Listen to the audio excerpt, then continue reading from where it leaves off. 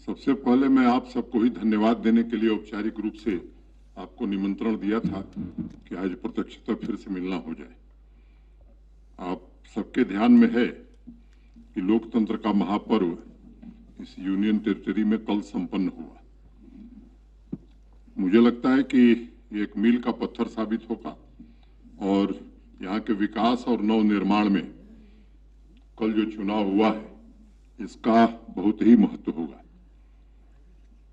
मतदान के जो आंकड़े अभी तक उपलब्ध हुए हैं उससे एक बात स्पष्ट हो गई है कि जम्मू कश्मीर का चाहे यूथ हो, चाहे बुजुर्ग हो, किसान हो, मजदूर हो, मध्यम वर्ग हो, प्रोफेशनल हो या व्यापारी हो, सबने बढ़ चढ़ करके ग्रास रूट डेमोक्रेसी को मजबूत करने के लिए, यहाँ की उन्नति और प्रगति को जन जन तक पहुंचाने के लिए और तरक्की को एक नई दिशा देने के लिए भारी संख्या में मतदान किया है।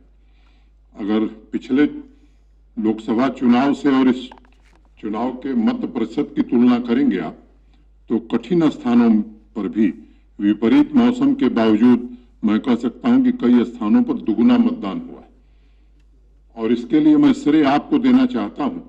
पिछले दिनों जनता से सीधा संवाद स्थापित करने का जम्मू कश्मीर प्रशासन ने जो प्रयास किया, उनकी समस्याओं के समाधान में जिस तरह की रुचि सबने मिलकर के दिखाई और उसको आपने जिस ढंग से लोगों तक पहुंचाने का काम किया, मैं मानता हूं कि आपकी भी भूमिका अत्यंत महत्वपूर्ण रही है। तीसरी बात, मुझे लगता है कि भारत के संविधान में जो संशोधन हुआ 73rd और 74th, उसमें जो कमियां रह गई थी, पंचायतों को और अर्बन लोकल बॉडीज को मजबूत करने के लिए जो काम किया जा सकता था, वो अधिकतम काम पिछले 3-4 महीनों में हमने किया। और 3 टियर सिस्टम यहाँ भी लागू हो तो डीडीसी के चुनाव भी यहाँ करा दिए। तो मैं उन सभी राजनीतिक दलों को और इंडिपेंडेंट उम्मीदवार को भी, जिन्होंने भारत के संविधान में आस्था व्यक्त की है, उनको भी मैं विशेष रूप से धन्यवाद देना चाहता हूं। प्रतिकूल मौसम में जिस तरह से लंबी लंबी लाइनें महिलाओं की, बच्चियों की, नौजवानों की रही है, मुझे लगता है कि उन सबका अभिनंदन अगर न किया जाए तो शायद ये ज्यादती होगी। इस पूरी चुनाव प्रक्रिया में स्टेट इलेक्शन कमीशन को भी मैं धन्यवाद देना चाहता हूं। और चुनाव शुरू होने के पहले मैंने एक बात कही थी कि पीसफुल, फ्री एंड फेयर, शांतिपूर्ण, निष्पक्ष मतदान हो, इसका इंतजाम प्रशासन करेगा। और मुझे प्रसन्नता है कि छोटी मोटी एक आध घटनाओं को देख लें तो इसके अलावा सामान्य रूप से बहुत शांतिपूर्ण ढंग से फ्री एंड फेयर इलेक्शन हो गया है। दूसरे राज्यों में भी अगर चुनाव आप देखे होंगे तो मुझे लगता है कि इससे ज्यादा घटनाएं होती हैं, ये और खुशी का मौका है। दूसरी बात, प्रशासन के जो हमारे साथी इस पूरे अभियान में लगे थे, जम्मू कश्मीर पुलिस और फोर्स के जिन लोगों ने इस ठंड में भी पूरी मेहनत करके इस चुनाव को निष्पक्ष कराने में और शांतिपूर्ण कराने में योगदान दिया है, उन सबका भी मैं आज अभिनंदन करना चाहता हूं।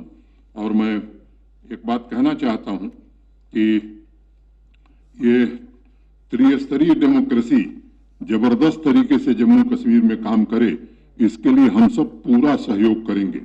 और आने वाले दिनों में डिस्ट्रिक्ट डेवलपमेंट बोर्ड का जो गठन होगा तो जिले के विकास की पूरी जिम्मेदारी चुने हुए प्रतिनिधियों को मिले और वो काम करें, इसका हम सब प्रयास करेंगे। मुझे लगता है कि इससे ज्यादा मुझे कुछ कहने की आवश्यकता नहीं है और मैं उम्मीद करता हूं कि ये चुने हुए प्रतिनिधि और उनके माध्यम से जम्मू कश्मीर के विकास को नई ऊंचाई तक ले जाने का और जन कल्याणकारी योजनाओं को पूरी क्षमता से घर घर तक पहुंचाया जा सके, ये प्रयास हम करेंगे।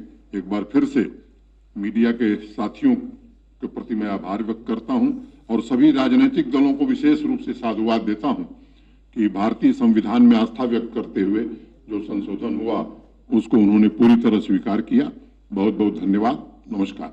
फिर आगे भी श्रीनगर में मेरा रेगुलर हर महीने 1-2 बार मिलना होता था। जम्मू थोड़ा देर से आए और ठंड भी बड़ी कड़ाके की पड़ रही है, लेकिन मैं उम्मीद करता हूं कि जल्द ही आप सबसे भेंट होगी।